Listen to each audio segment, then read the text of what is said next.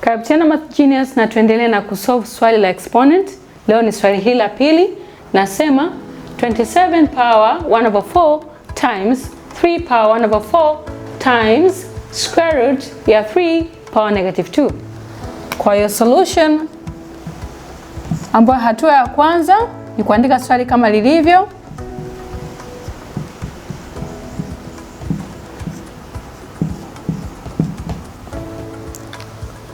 Kwa kuangalia tu hili swali, unaona kabisa hapa kuna base 3 na hapa pia kuna 3. Kwa that means inabidi tuifafanue hata hii 27.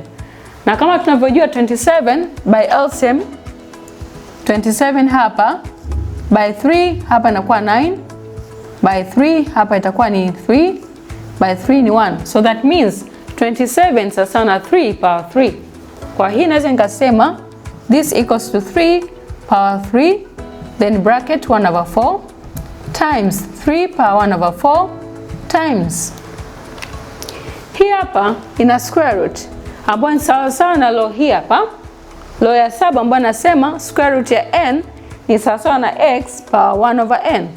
Kwa hiyo baada ya kuandika square root 3 utaandika 3 power a half then bracket -2. Baada ya hapo tuna open the bracket hapa. Kwa hii ni sawa na kusema 3 times 1/4. Kwa itakuwa ni 3 power 3/4 times huyu hapa ni 3 power 1/4 times huyu hapa ni sawa na ukimultiply hii 2 taisha by 2 is 1 by 2 is 1. Kwa itakuwa ni 3 power -1. Hatua ya tatu sasa, kwa sababu base zinafanana na operation inayotumika ni times au multiplication, ina maana hizi power tuna plus ambayo ni sawa na law yetu ya kwanza. Kwa hii naweza nikasema 3 power 3/4 plus 1/4 plus -1.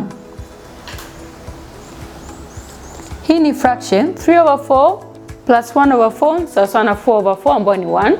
Kwa hiyo naweza nikasema 3 power 1 then plus -1.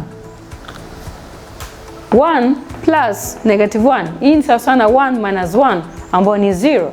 Kwa hii ni sawa na kusema 3 power 0. Kama unakumbuka kuna law moja ambayo inasema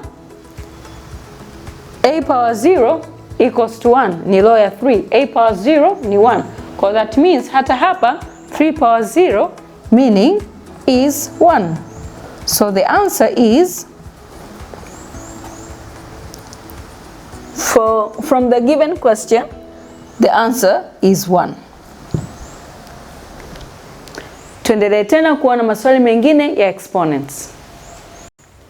Kama una swali lolote la logarithm, la exponents au topic yote ambayo hatujaizungumzia kabisa au unatamani kuzungumzia, basi unaruhusiwa kuuliza swali lako hapo chini ya comment au unaweza kutuma moja kwa moja kupitia namba unayoona kwenye screen yako. Asante sana kwa nasi MathGenius na endelea kutufuatilia MathGenius.